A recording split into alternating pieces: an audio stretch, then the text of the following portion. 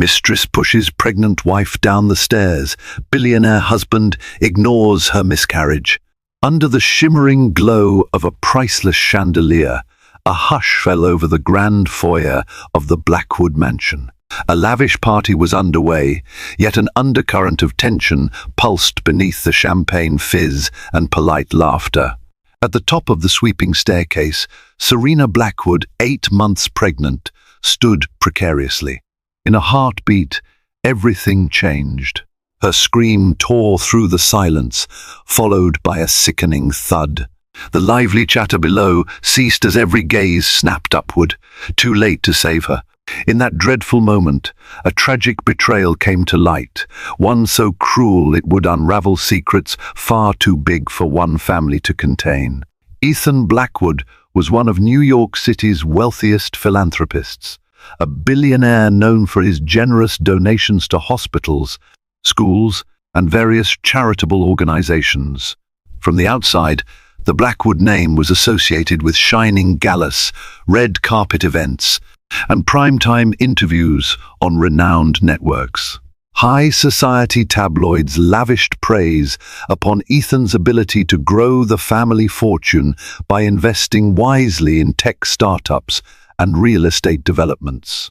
Everyone who knew him at least superficially believed Ethan was a man who not only had impeccable taste, but also a heart for giving back. Serena Blackwood, his wife, was the epitome of grace and poise.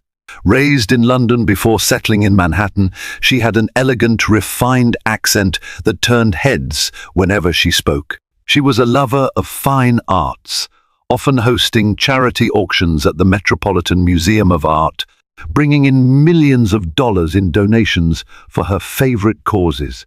People whispered that Serena was too soft-hearted, that she lacked the steely resolve needed to thrive in cutthroat social circles. However, her kind spirit was precisely what endeared her to so many. When Ethan and Serena were first engaged, magazines were quick to call it the wedding of the century. Gossip columns devoured every detail of their courtship.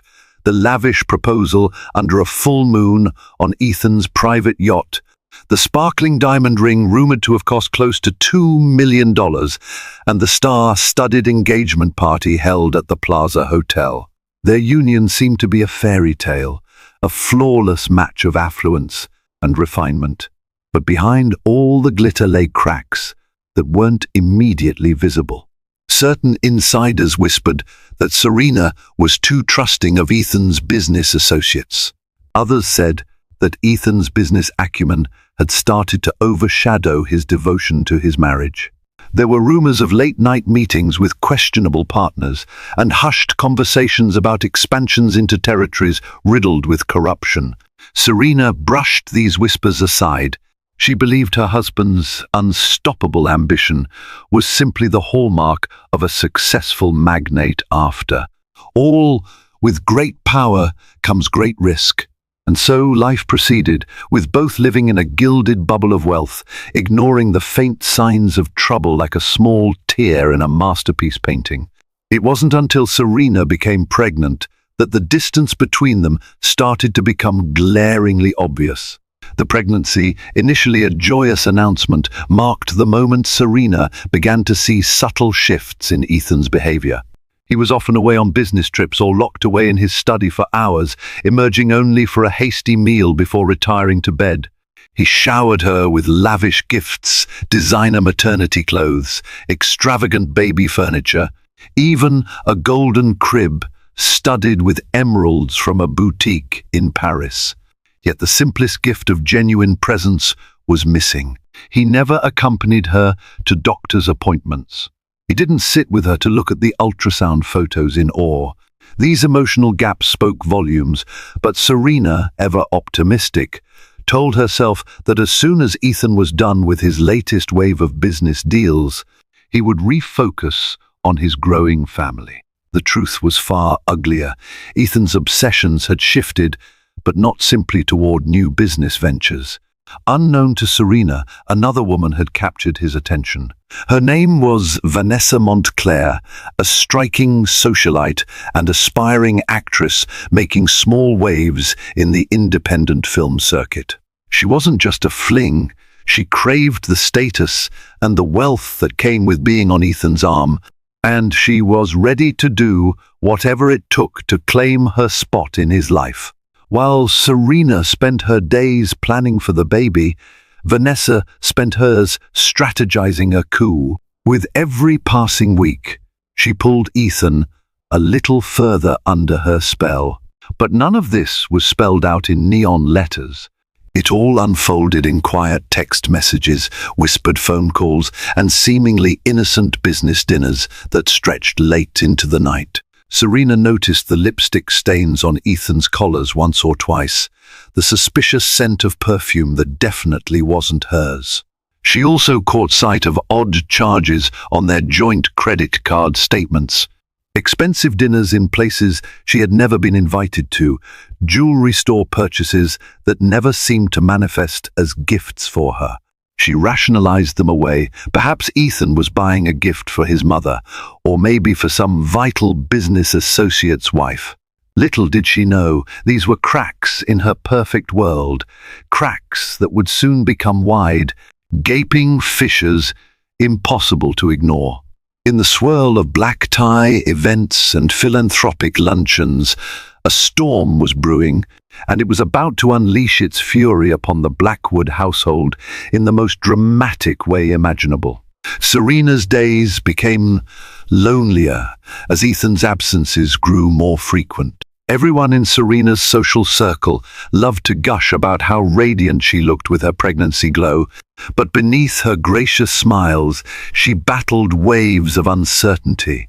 At night, she would lie awake, hand resting protectively over her growing belly, while Ethan's side of the bed remained cold until well past midnight. Those stolen moments when she heard him creeping in, the faint squeak of the bedroom door, were never followed by a conversation. He would slip into bed with hardly a word. One afternoon, after returning from a fundraiser at the Waldorf Astoria, Serena noticed a name scribbled on a notepad in Ethan's study: Vanessa Montclair, 7 p.m. Boulud. Something about it made her heart seize. For years, she had grown used to seeing random names and times jotted down for business dinners, but her instincts told her that this name was different. She recalled hearing a whisper about some gorgeous redhead in Ethan's orbit. She had dismissed the rumor at the time. Now, goosebumps prickled across her skin as she stared at the name. Summoning courage she didn't know she possessed, Serena decided to confront Ethan. She walked into the plush lounge where he was sipping a nightcap, his necktie loosened after a long day. "Ethan, I need to talk to you," she said, her voice trembling slightly. He looked up from his glass, arching an eyebrow. "Yes, my dear." His tone was warm yet guarded, a polished front that he reserved for crucial business meetings and tricky interrogations. "Who is Vanessa Montclair?" Serena tried to keep her voice steady, but she could feel it quiver against her will. Ethan took a deliberate sip of his whiskey. "Just someone I'm negotiating a deal with," he replied, eyes averted. "You know I have to network with a lot of different investors and creative minds." She wanted to believe him. Desperate to keep her pregnancy stress-free, she let the subject drop. But something about his tone was off, too smooth, too practiced. She felt a chill in the air, as though the ghosts of future heartache were already dancing around them. The following morning, an unexpected visitor arrived at the Blackwood estate. It was Teresa Thompson, an old friend of Serena's from her London days. Teresa had come to check on Serena upon hearing rumors in certain circles that not everything was rosy in the Blackwood marriage. Over tea, Teresa gently probed, "Serena, darling, you look tired. Is everything all right? You should be glowing with joy, but I sense worry in your eyes." Serena tried to deflect. I'm fine, just busy with baby preparations. She forced a smile. There's so much going on, hospital tours, pediatrician research, nursery planning. Ethan's also extremely busy. He's about to close a major deal. Teresa's expression softened with empathy. You don't have to say anything. I know how these high-profile marriages can be. Just remember, you're not alone. If you need me, I'm here. Before leaving, Teresa grabbed Serena's hand. Don't let yourself be overshadowed by his empire, she whispered. In wealth, secrets grow bigger. With that cryptic warning, Teresa bid her friend farewell, leaving Serena with a tangle of thoughts she couldn't unravel. Over the next few weeks, Serena tried to refocus on nurturing the life inside her. She decorated the nursery in soft neutrals, hired a top interior designer from Paris to create a fairy tale ambience. She enrolled in a prenatal yoga class at an exclusive studio on the Upper East Side. Life moved forward in measured steps, but deep in her heart she felt that something was amiss. Ethan continued to come and go at odd hours. The name Vanessa Montclair appeared more frequently on his lips. He claimed she was involved in philanthropic ventures connected to the film industry, insisting their closeness was purely professional. Yet, Serena couldn't ignore the unease that shadowed every mention of Vanessa, as though she were some elusive figure stepping between them whenever they tried to connect, even physically in the same room. At a gala for Street, Jude's Children's Research Hospital, Serena spotted Vanessa for the first time across the ballroom. She was stunning tall, with fiery red hair that framed a flawless complexion and eyes that sparkled with mischievous ambition. She glided through the crowd with an air of unshakable confidence, accepting compliments as though they were her birthright. For reasons Serena couldn't fully articulate, she felt a primal sense of dread. The mild cramp in her belly was a warning sign she couldn't disregard. Vanessa eventually made her way toward them, greeting Ethan with a kiss on the cheek that lingered a second too long. "Serena," Vanessa said with a smile that didn't touch her eyes. "I've heard so much about you. Congratulations on the baby." Her gaze traveled to Serena's belly, lips curling in a near-predatory half-smile. "Thank you," Serena responded, polite but uneasy.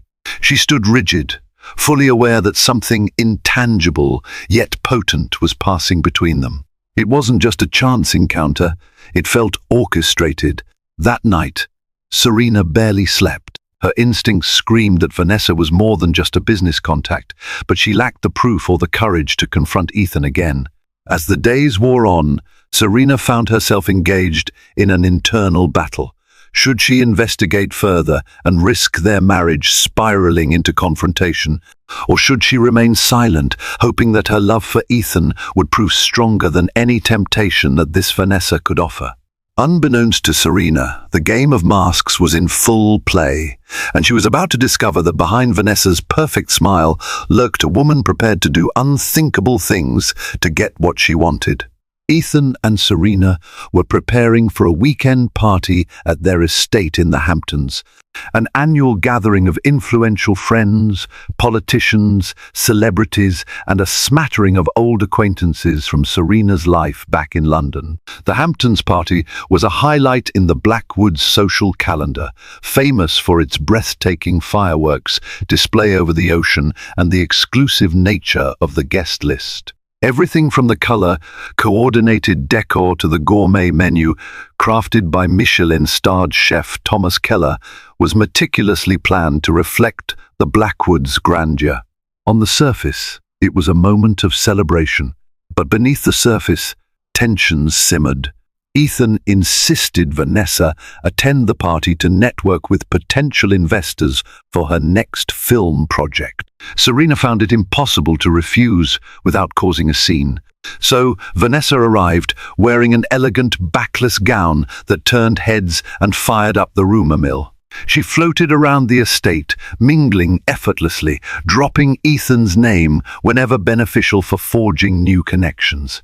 Every so often, Serena caught Vanessa stealing glances in Ethan's direction, glances tinged with a familiarity that went beyond professional courtesy.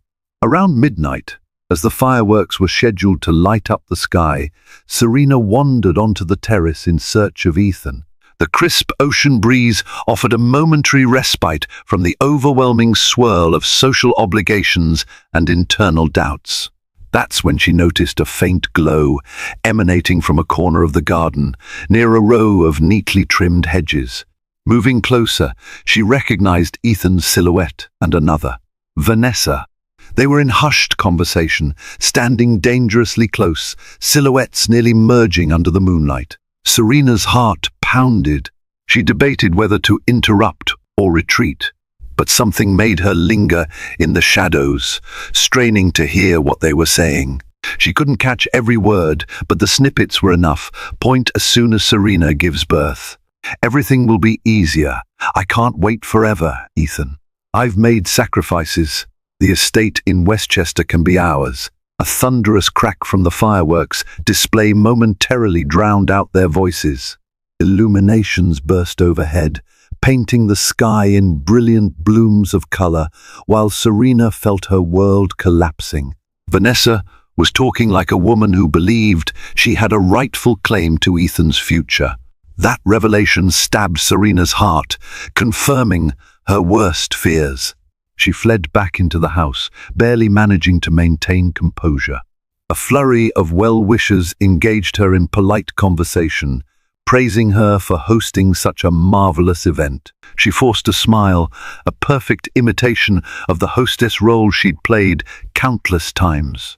All the while, panic swirled in her mind, trapped behind her chest like a caged animal desperate to escape. By the time Serena and Ethan returned to Manhattan the next day, she was sick with anxiety. She made up an excuse to avoid him, claiming she needed rest.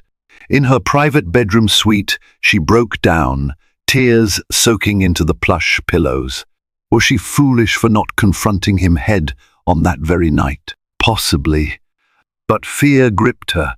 She worried about her unborn child, the stress, the scandal, the heartbreak that might erupt. She questioned whether confronting him might push him even further into Vanessa's arms, leaving her and the baby destitute and alone. In a moment of desperation, Serena called an old friend from high school, someone outside the high society bubble, Amanda Cho, a journalist for a prominent investigative news site. Serena confided her suspicions. Amanda, known for her tenacity in uncovering hidden truths, offered to look into Vanessa Montclair's background. "Just let me run a quiet search," Amanda proposed. "You deserve to know who you're dealing with." A week later, Amanda had startling news. Vanessa Montclair wasn't just an aspiring actress. She had a history of broken relationships, all with wealthy men significantly older than her.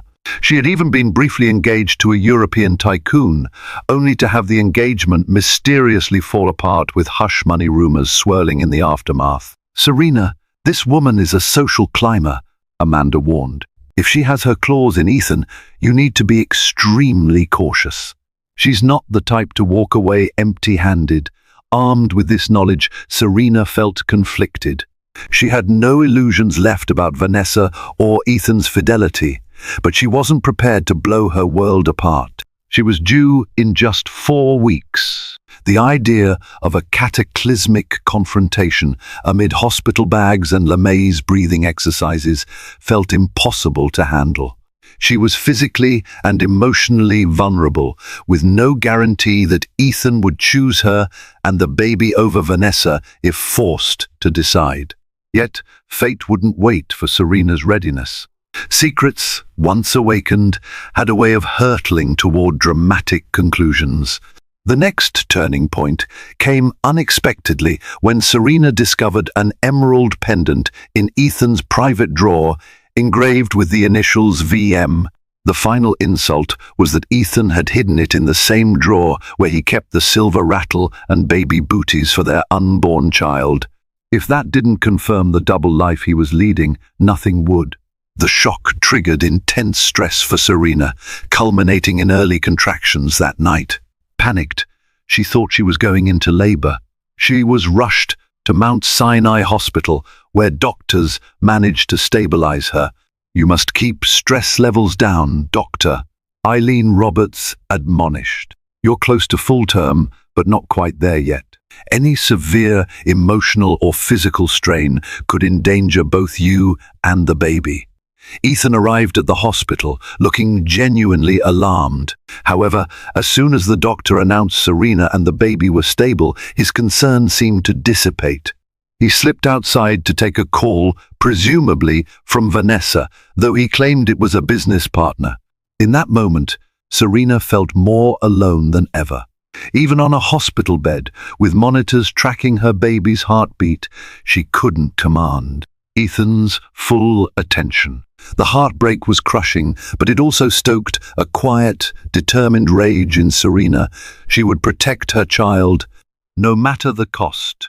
She just had to figure out how to do it within the confines of her unraveling marriage and the venomous presence of Vanessa Montclair. Serena was discharged from the hospital with strict orders to rest.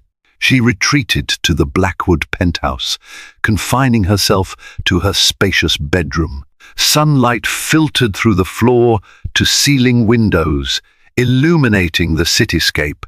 On any other day, that view of Manhattan would have filled her with awe.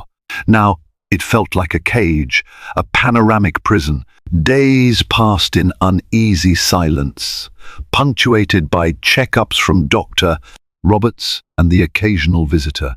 Most of Serena's social circle believed she was simply on bed rest, nothing more dramatic than a typical precaution for a high-risk pregnancy.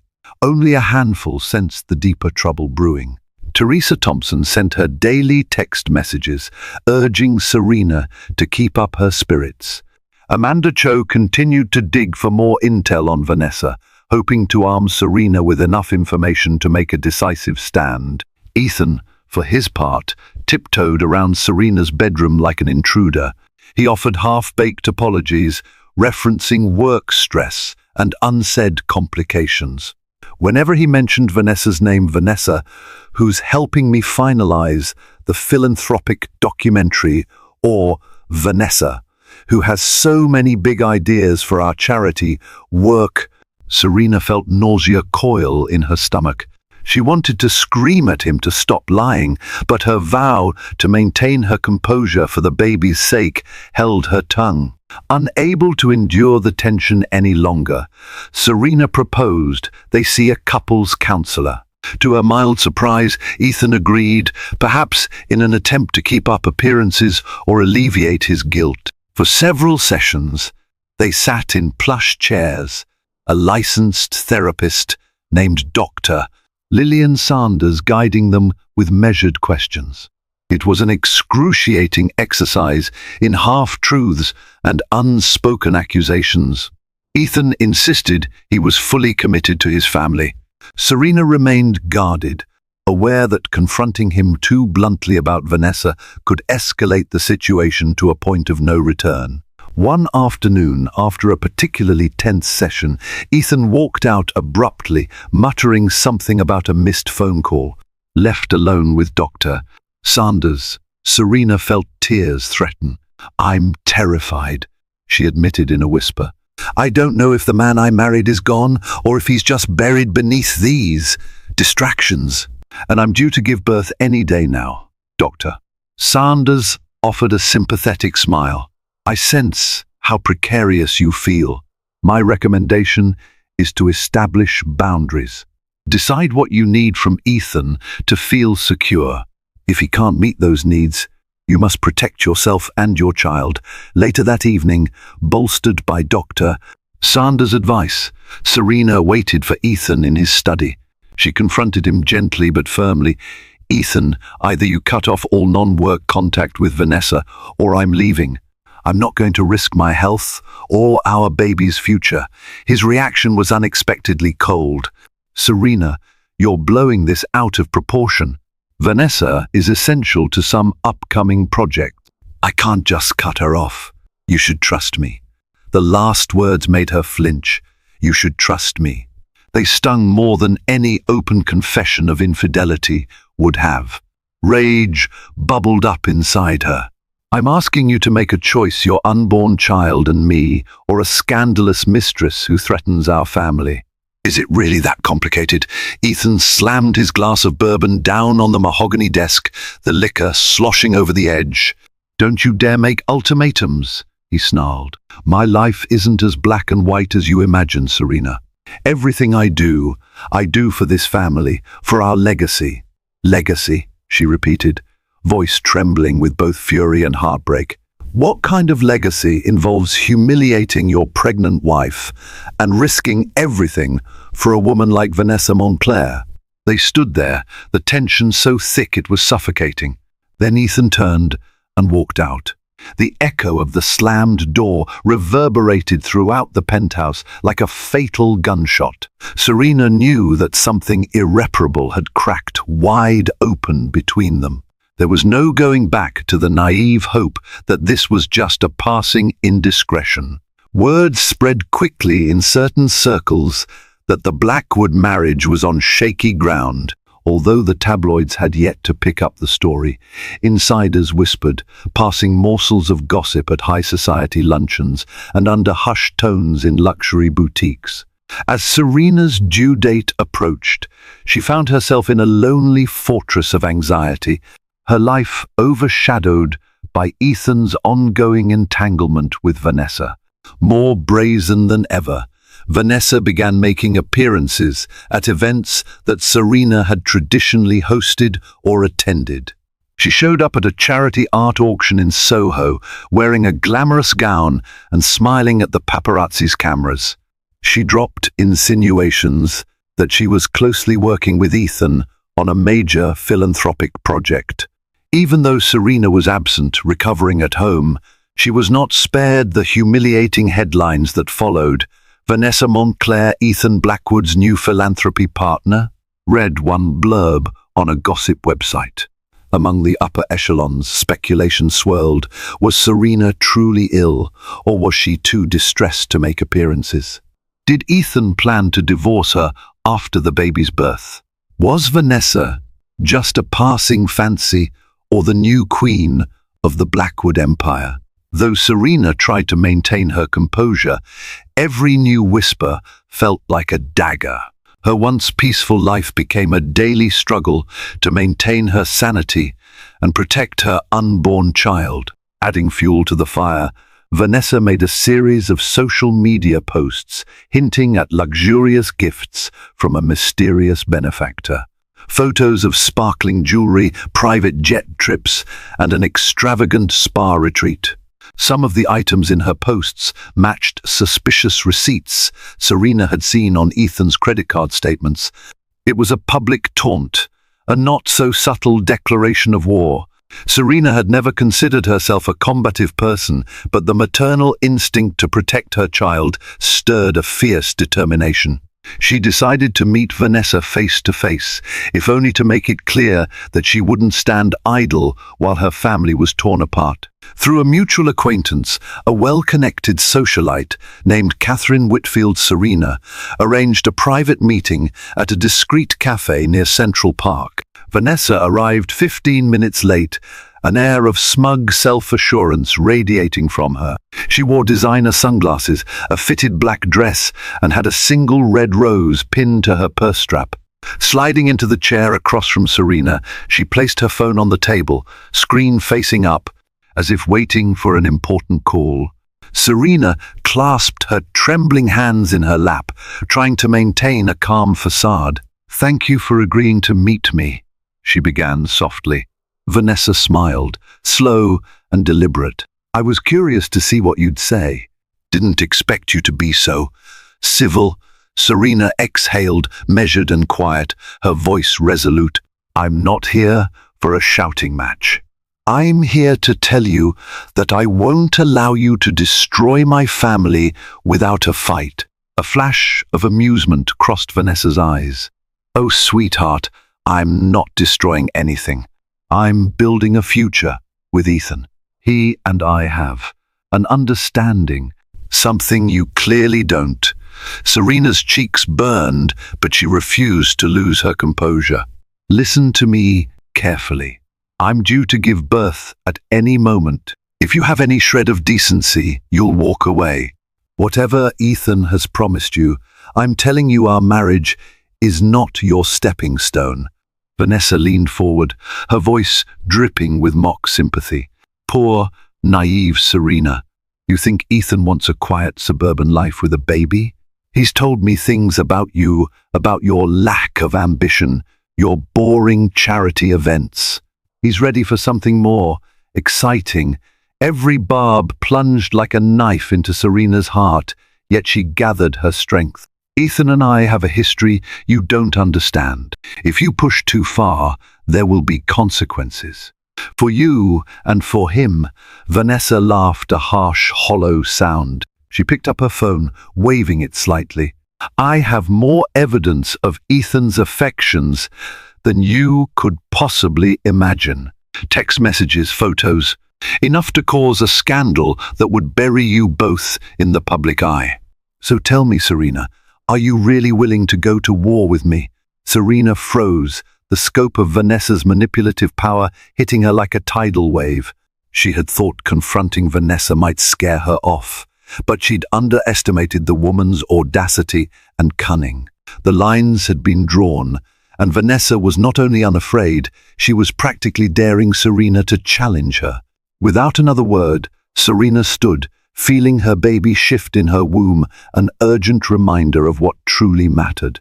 She left the cafe, Vanessa's mocking laughter following her out onto the bustling sidewalk. Heart pounding, Serena resolved that she needed a plan, something more substantial than emotional pleas or idle threats. The well-being of her unborn child depended on her ability to navigate this storm with cunning and strength, traits she would have to summon if she had any hope of ending Vanessa's power play and preserving what was left of her marriage. Despite the chaos swirling around her, Serena found solace in unexpected corners. A longtime family friend, Charles Whitmore, a business associate of her late father, offered quiet support. Charles had always admired Serena's father, who'd once been a respected philanthropist in London before his untimely passing. He checked in regularly, bringing homemade meals, ensuring Serena was never too isolated. Occasionally, he offered gentle advice. "A strong mind and a calm heart can weather any storm. Your father taught me that." At the same time, Amanda Cho came through with more disturbing information. Vanessa had ties to questionable individuals in the film industry, some rumored to be involved in illicit funding. The deeper Amanda dug, the more she believed that Vanessa was using Ethan not just for personal luxury, but also as a cover for bigger, murkier deals. "If this goes public," Amanda warned, "it won't just be a scandal, it could bring down Ethan's business empire, possibly invite federal investigations. Serena, if you can't persuade Ethan to cut ties, you need to prepare for the fallout." Feeling cornered, Serena weighed her options. Divorce before the baby's birth seemed unthinkable, especially with her limited time and the precarious state of her health. She also feared for Ethan. She believed he was in the midst of a midlife crisis, enthralled by Vanessa's allure but blind to the legal and reputational hazards looming. If Serena publicly exposed Vanessa, it might save Ethan but also devastate him. His pride, his carefully cultivated image, everything would crumble, and the baby would be thrust into a whirlwind of negative publicity from the moment of birth.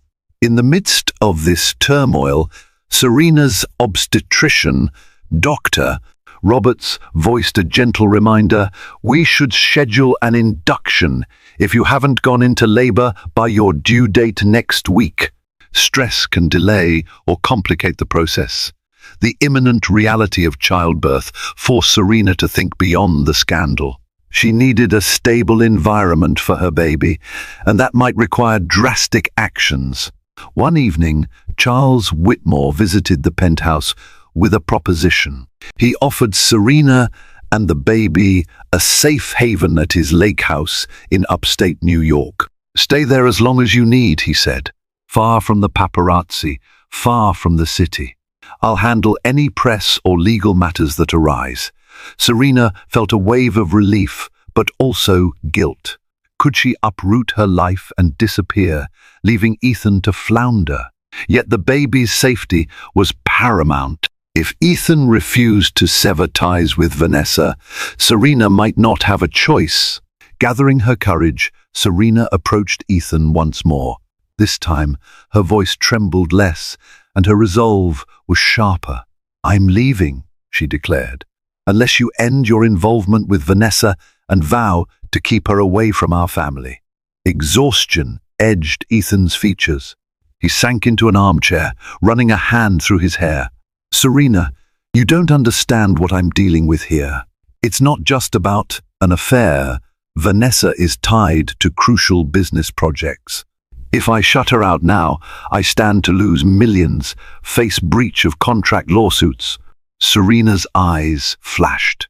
"You think I care about money at this point? We have enough to last generations. This is about our child's future. Your father always said family comes first. Do you remember that?" A flicker of conflict crossed Ethan's face. Mentioning his father was a strategic move on Serena's part. The elder Blackwood's moral code had shaped Ethan into a charitable billionaire, or so the public believed. That code now stood at odds with Ethan's present conduct. "Fine," Ethan murmured, after a long silence. "I'll see what I can do." But Serena knew "I'll see what I can do" wasn't a firm commitment. It was a stall tactic. Time was running out, and she had little faith left in Ethan's promises.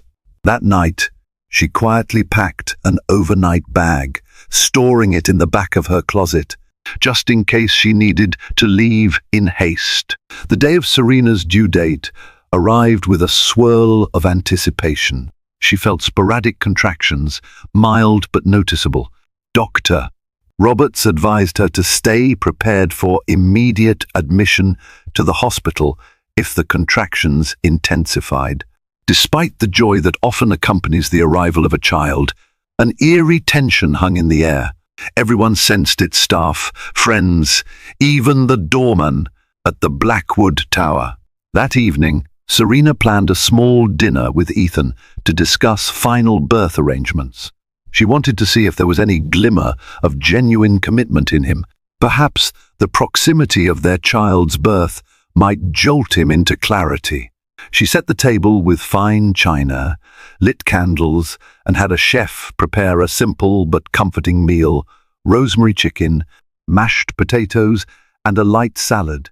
She hoped that a homey dinner might remind Ethan of the roots of their relationship: simple companionship, shared dreams. However, Ethan never showed. Minutes turned into hours, the candles burning low.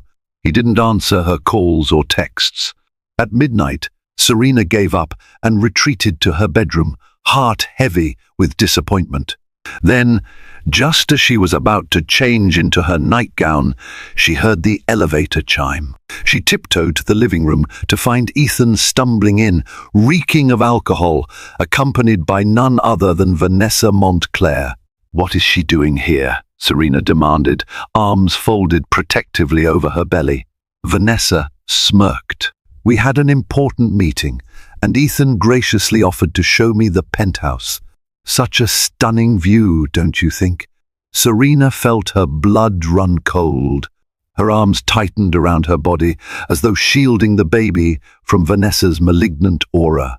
"Get out," she said, her voice trembling with fury. "Get out of my home." Before Serena could blink, Vanessa shot forward, closing the distance between them. "You're done, Serena," she hissed. "Ethan's practically mine, and soon enough, I'll make this place my home, maybe not tomorrow, but soon. Ethan, clearly intoxicated, fumbled for words. Wait, no, that's not Vanessa. Calm down. But it was too late. The tension had reached a boiling point, and in that explosive moment, lines were crossed that could never be uncrossed. Serena lunged forward, furious tears streaming down her face, determined to physically remove Vanessa if necessary. Vanessa, agile and fueled by her own brand of fury, grabbed Serena by the shoulders. Serena felt the sharp edge of a stiletto heel dig into her foot, losing her balance momentarily. In a split second, her world tilted. The entire room blurred as Vanessa gave a forceful shove. Serena's body lurched backward. She tried to catch herself, but her momentum carried her toward the grand marble staircase that curved down to the lower level of the penthouse. Time seemed to slow to a crawl. Her arms flailed, trying to find something to grip. For a heart-stopping moment, she locked eyes with Ethan, a silent plea for him to intervene. But he stood frozen, expression twisted in drunken confusion. Then Serena fell. The impact of her body against the marble steps created a sickening thud that reverberated through the opulent penthouse. A searing pain erupted in her abdomen as she tumbled down the staircase, each step amplifying her agony. Her mind screamed in terror for the baby inside her, but the sound died in her throat. When she finally came to a stop at the bottom of the stairs, her vision blurred. She heard Vanessa's panicked gasp and Ethan's curse-laden shout. Serena's consciousness flickered, pain radiating from her lower abdomen in waves that threatened to shut down her body entirely. The last thing she remembered was the feeling of warm, liquid pooling between her legs and the muffled wail of sirens as the world descended into darkness. 3 days later, Serena awoke in a private hospital room at Mount Sinai. The fluorescent lights hummed overhead, and the steady beep of medical monitors pulsed in the background. She was disoriented, her mind swirling with fragments of the horrific accident. Pain medication dulled the physical agony, but no drug could soften the emotional torment of not knowing the fate of her unborn child. In a fog of half-awareness, she glanced down at her stomach. Her belly felt flatter, emptier. She tried to speak, but only managed a strangled noise. A nurse rushed in, noticing she was awake. "Miss S. Blackwood, please don't try to move. You're still recovering from surgery." "Surgery?" Serena croaked, tears welling in her eyes. "My baby! Where is my baby?" The nurse's expression turned grave. She hesitated before saying, "I'm so sorry. Your injuries were severe. The baby didn't survive." Serena's world caved in, an indescribable grief swallowing her whole. Her arms instinctively wrapped around her abdomen, searching for a life that was no longer there. A guttural wail tore from her throat, raw and ragged with pain. The nurse tried to comfort her, but no warmth could penetrate the abyss that opened within Serena's soul. Hours blurred. Doctors came and went, explaining the extent of her injuries: a fractured pelvis, internal bleeding, and, most devastatingly, the loss of her child. Apparently, an emergency C-section had been performed in a desperate attempt to save the baby, but the trauma was too severe. In a haze, Serena asked if Ethan had been by her bedside. The nurse avoided her gaze. It was Dr. Roberts who finally answered. He visited once, briefly, but he hasn't returned since. The knowledge that Ethan hadn't been there, had not even stayed to hold her hand, deepened her anguish. Instead, when she was stable enough for visitors, she saw two comforting faces, Teresa Thompson and Charles Whitmore. Their eyes glistened with tears as they clasped Serena's hands. "I'm so sorry," Teresa whispered. "No one should have to endure such a tragedy," Charles added, his voice thick with emotion. "I know you're in pain, but we need to document what happened. The doctors, the hospital, they need to know how you fell. If there's any possibility of pressing charges. Serena's heart twisted in confusion and sorrow. Legally, it was an accident, or so Vanessa would no doubt claim. But Serena remembered the push, Vanessa's hands on her shoulders, the violent thrust. How could she prove it? Ethan's testimony would be crucial, but he was nowhere to be found. Even if she pressed charges, the scandal would be immeasurable, and her emotional resources were already depleted. Still, a flicker of determination ignited in her. She had lost her child, and that injustice demanded some form of resolution. Closing her eyes, she saw that final moment on the stairs, felt Vanessa's purposeful shove. Through tears, she rasped, "I want to pursue legal action against Vanessa. She murdered my baby." Teresa and Charles exchanged worried glances. "We'll help you," Charles said softly, leaning in. "But first, focus on your recovery. The law can wait a few days. We'll ensure you have the best legal counsel." In the hallway, the hospital staff whispered about the tragedy, how the glamorous, pregnant wife of a billionaire had arrived in a bloodied gown, unconscious, carried in by paramedics, while the alleged father of the child was nowhere in sight. The medical team did its best to maintain professionalism, but rumors spread like wildfire in hushed corners that Ethan was compromised, that a mistress was involved, that a scandal was brewing that could tarnish the Blackwood name forever. Serena, meanwhile, drifted in and out of restless sleep. She dreamed of cradling a baby, only to have it vanish from her arms. Each time she jolted awake in tears, confronted by the stark reality of her empty hospital room.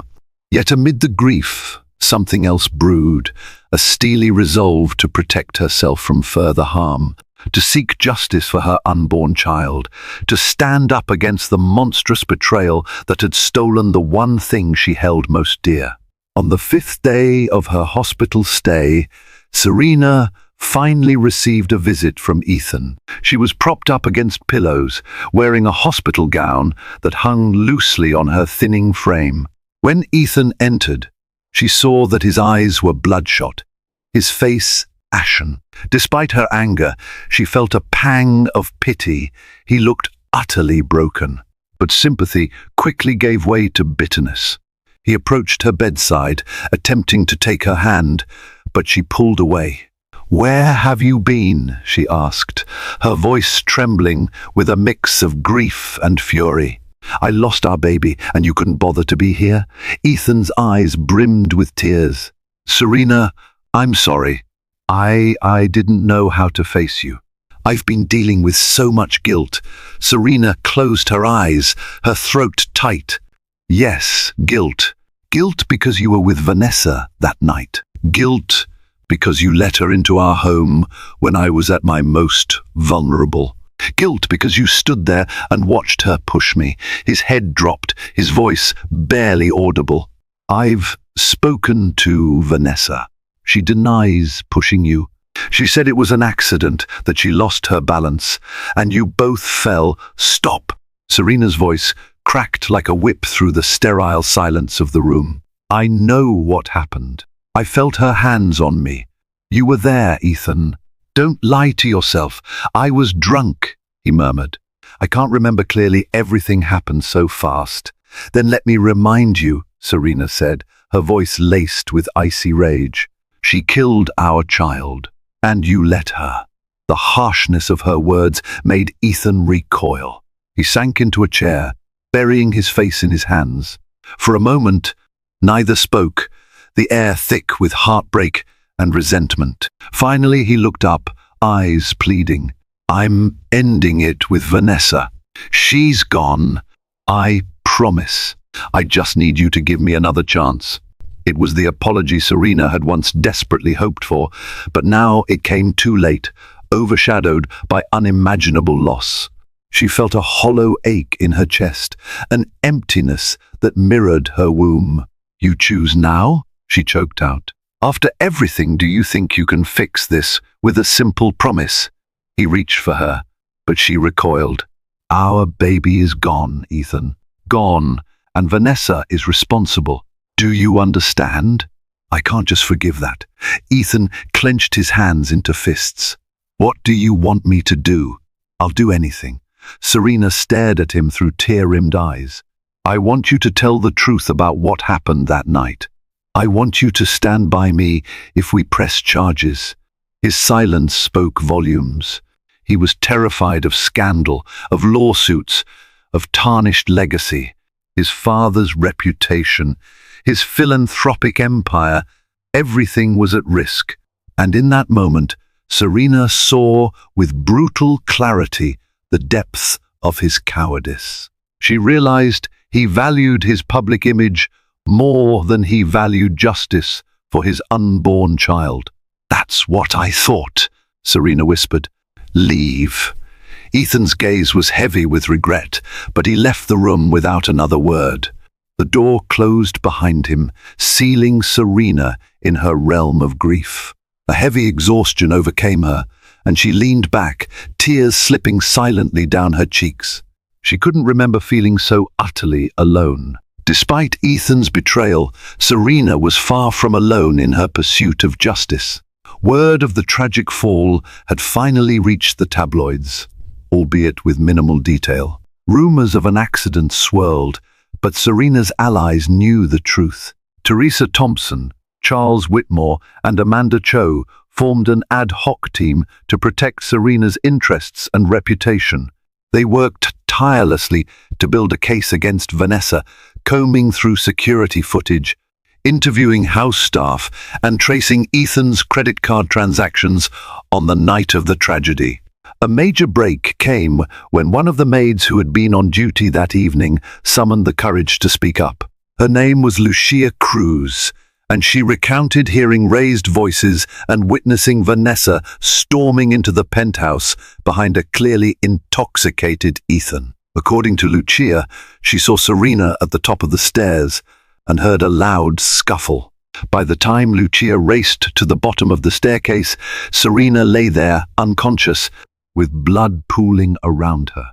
Lucia vividly recalled Vanessa's hysterical screams and Ethan's frantic attempts to call 911. Most importantly, Lucia insisted that Vanessa had cried out, "I didn't mean to push her," in those first panicked moments. That testimony, while not definitive proof of intent, significantly bolstered Serena's case. Charles arranged for Lucia to give a statement to the police and hired a high-profile attorney named Harriet Klein. Harriet was known for her unwavering commitment to justice, particularly in cases involving the wealthy and powerful. She immediately scheduled a meeting with the district attorney to discuss potential charges. Meanwhile, Vanessa went underground. Her social media accounts went dormant, and she was absent from high society events. Rumor had it she'd fled to Los Angeles, hoping to salvage her acting career and escape legal consequences. Ethan, under severe pressure from his board of directors and philanthropic advisors, publicly announced a separation from Vanessa, insisting that their involvement was strictly business. But the damage was done, and the black cloud of suspicion lingered over him. In the hospital, Serena fought a separate battle: physical recovery. The injury to her pelvis required weeks of physical therapy. Each session was a painful reminder of what she had lost, and how violently her life had been turned upside down. Yet it also steeled her resolve.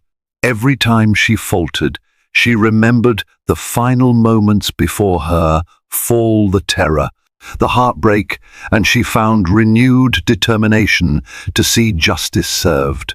Harriet Klein visited Serena in her hospital room, offering legal updates and reassurance. "We have a strong circumstantial case, and with Lucia's statement, we can prove Vanessa's actions were more than just an accident," Harriet explained. "But be prepared for a tough battle.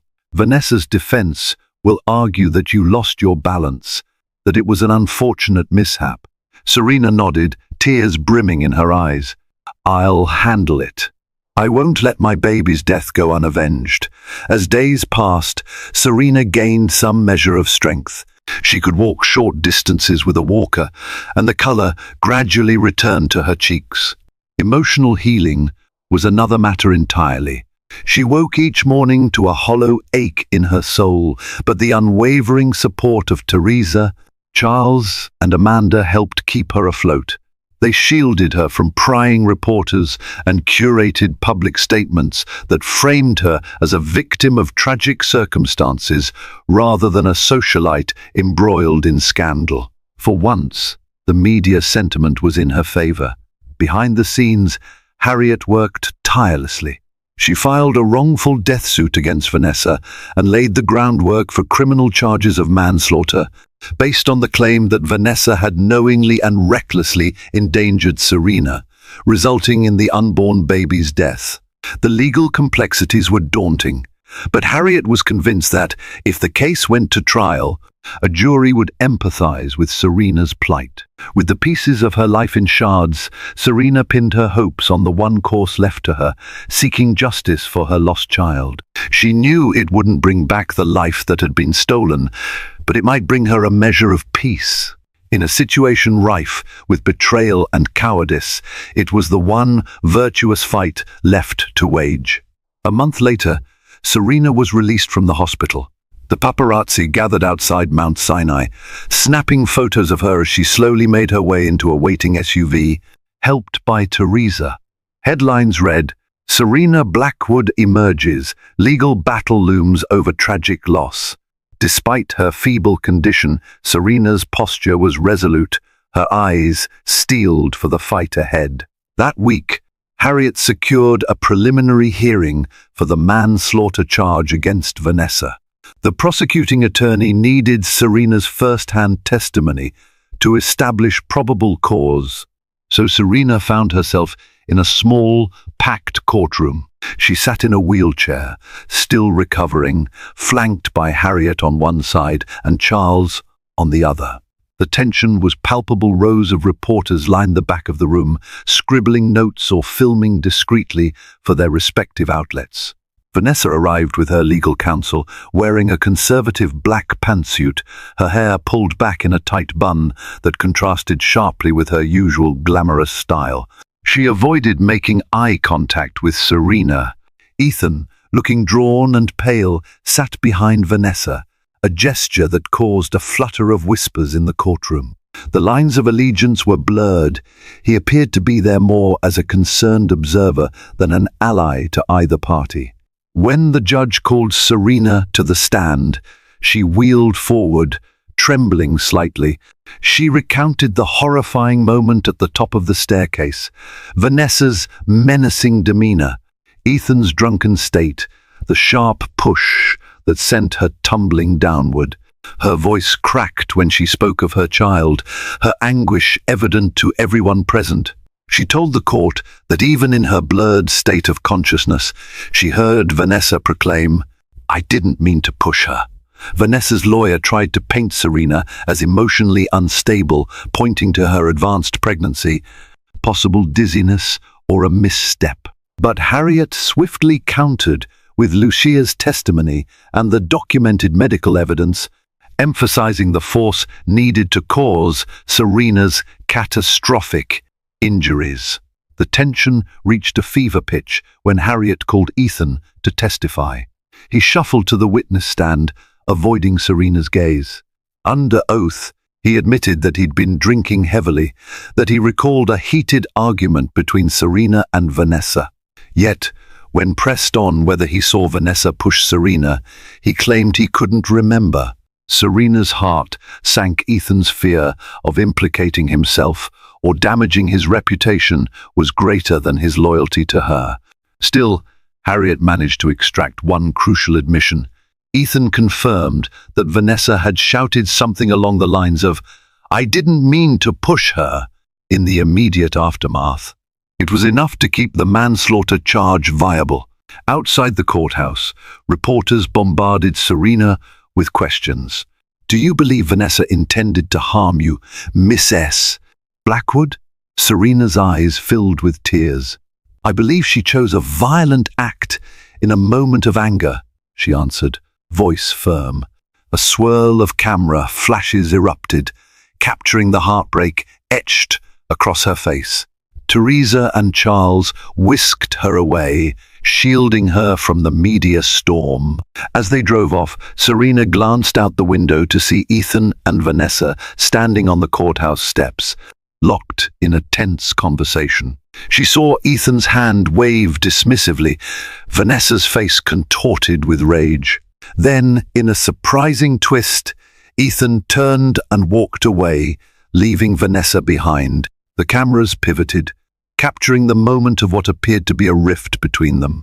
Teresa looked back at Serena. "Seems like Ethan's finally choosing sides," she offered softly. Serena pressed her forehead against the cool window glass, uncertain whether it was too little, too late. The storm was far from over. The legal wheels turned slowly, but in the ensuing months, the prosecution built a compelling case. Vanessa was eventually indicted for manslaughter. She was released on bail, but her career was in tatters. No producer or investor wanted to be associated with someone facing such charges. Gossip rags that once praised her as a rising star now labeled her a gold-digging pariah. For Serena, the ordeal took a heavy emotional toll. She attended therapy sessions multiple times a week to cope with the staggering loss of her child and the betrayal that led to it.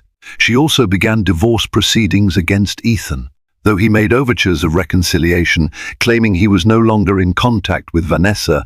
The emotional damage was irreparable.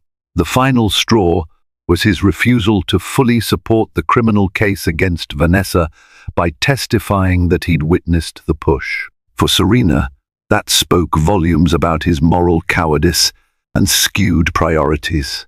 The tabloids, ever hungry for fresh scandal, pivoted their angle, now depicting Ethan as a spineless billionaire who'd sacrificed his wife's welfare for an illicit affair. Donations to his charitable foundations dwindled. Board members resigned in protest. Several of his business deals fell through, citing ethics clauses. In a desperate bid to salvage what was left of his reputation, Ethan gave a tearful interview on a daytime talk show, acknowledging his mistakes and expressing deep remorse for Serena's ordeal. Watching that interview from Charles Whitmore's living room, where she was temporarily staying, Serena felt no satisfaction. She saw a man drowning in self-inflicted tragedy, but her sympathy was overshadowed by the memory of her child's final moments. In truth, there could be no real justice for a lost life, only legal consequences that felt hollow compared to the magnitude of her grief. When the criminal trial finally arrived, Serena found herself back in court. She sat with Harriet, Teresa, and Charles, bracing for another wave of painful testimony. The prosecution made a clear, concise argument. Vanessa Montclair had a motive removing Serena from Ethan's life. Witness testimonies and forensic reports indicated a push. Vanessa's defense contested the intent, claiming it was an accident in the midst of a drunken altercation. As the trial stretched on, it took an emotional toll on Serena, who had to relive the trauma day after day. In a surprising turn, Ethan returned to the witness stand and offered a slightly amended testimony. This time, he said he believed Vanessa had intentionally laid hands on Serena. Though he couldn't confirm she meant to cause such grievous harm, his words still carried weight. His change of heart, while late, made the prosecution's case stronger. Perhaps guilt or public pressure had finally broken through his defenses. After days of deliberation, the jury found Vanessa guilty of involuntary manslaughter. The court sentenced her to a prison term, though not nearly as long as Serena might have hoped. She watched the verdict read with tears running down her cheeks. Vanessa's expression was one of shock and outrage, but she was led out of the courtroom in handcuffs, her once glamorous life shattered. As the legal team congratulated each other on a hard-fought victory, Serena felt only sadness. Nothing could bring her baby back. She accepted the well-wishes with a distant nod, longing for a different outcome, one where her child was born safely, where Ethan had remained faithful, where none of this sorrow had invaded her life. The cameras flashed around her as she left the courthouse, Harriet guiding her toward a waiting car. Reporters shouted, "Serena, how do you feel about the verdict?" She paused just long enough to answer, "There's no winning in a tragedy like this. I just hope we can all find some peace." In the months that followed the trial, Serena finalized her divorce from Ethan, determined to move forward on her own terms. She channeled her grief into starting a foundation that provided emotional and financial support for women experiencing high-risk pregnancies. Though her pain remained, helping others heal gave her purpose. Ethan retreated from public life, stepping down from his company and attempting to rebuild his tarnished reputation away from New York's glaring spotlight. Vanessa, serving her time, faded from the headlines, her once grand ambitions reduced to tabloid cautionary tales. Serena's life wasn't perfect, nor would her heart ever fully mend from losing her child. But she found a quiet strength in knowing she had fought for justice. Now she stands ready to rebuild, leaving the mansion's glimmering halls and tragic memories behind. Please like, share, and subscribe to hear more stories of resilience, heartbreak, and the power of survival. Your support matters.